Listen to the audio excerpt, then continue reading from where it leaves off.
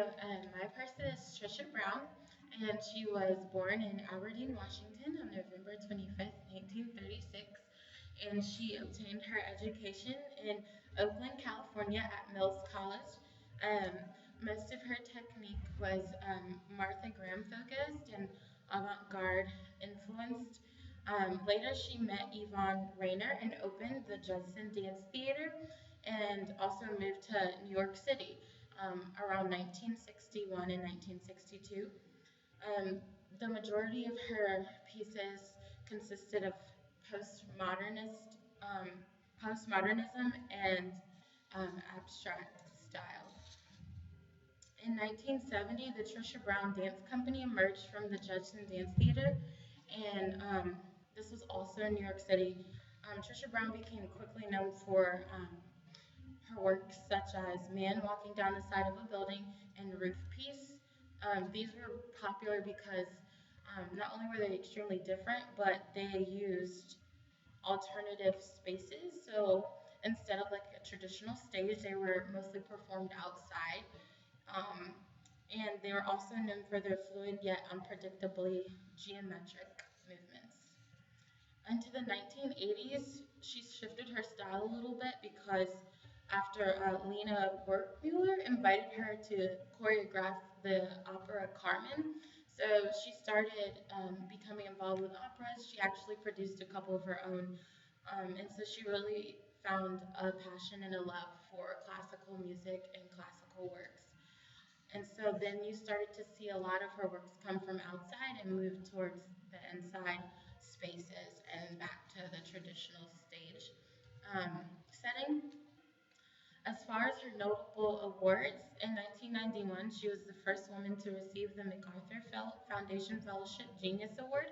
She's gotten 5 fellowships from the National Endowment of the Arts, 2 John Simon Guggenheim Fellowships, and she was also asked by Bill Clinton to serve on the National Council of Arts in 1991. So Jacqueline and I are going to show you a couple of snippets, I guess, of her works. The first one is going to be Floor of the Forest. The second one is Accumulation, and then the third one is going to be um, oh, Leaning Duets. So we're just going to show you a little bit of her technique and kind of how abstract it was.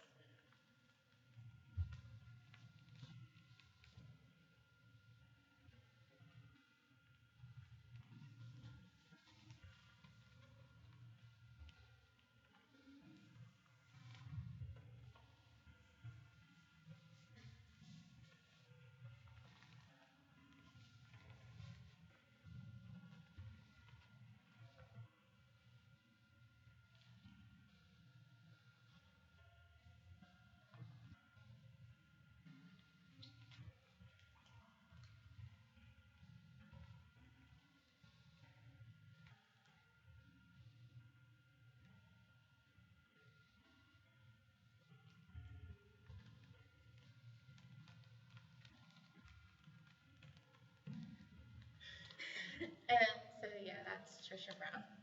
And Jacqueline's going to talk a little bit about Steve Paxton. Okay, so I had Steve Paxton, and he was born in 1939 in Arizona. His early career, he trained in gymnastics, and but then he later switched and started training in dance. And his training, when he first started training, he trained for with Merce Cunningham for 3 years, and then Jose Limon for 1 year. He was a part of the how our two people were related is he was a part of the Judson Dance Theater, and it's also known as the Judson Church Group, and then why it's called that is because they perform in cathedrals.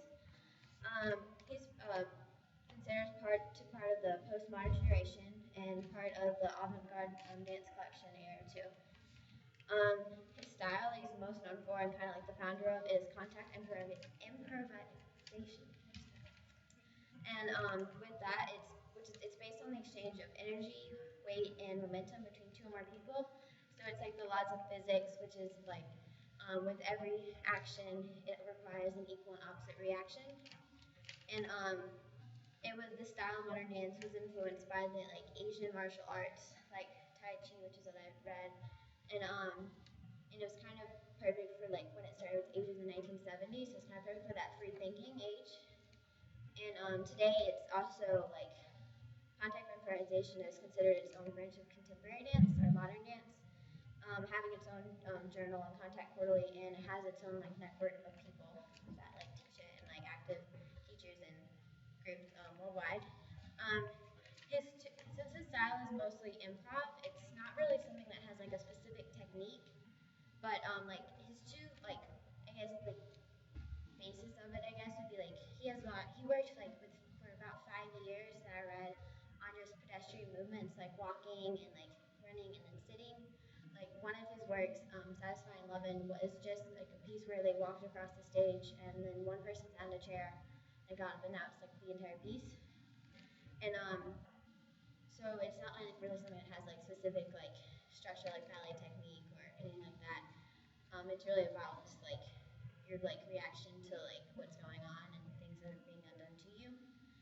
And his most notable works are Proxy in 1961, Jackville Gorma Telefona in 1962, Flat in 1964, 1967, Satisfying Lovin', 1994, Long and Dream, and the 2004 Nightstand.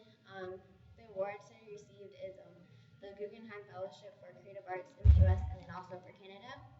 And then also today he's continuing to teach and perform, and specifically towards contact improvisation, which is why it's kind of relevant to today and like just influencing the culture because of how it's still being taught. And then we're gonna do, I guess, like a variation of contact improvisation and kind of his pedestrian movements because I can't roll on the floor without hurting myself probably. So we're gonna show you that.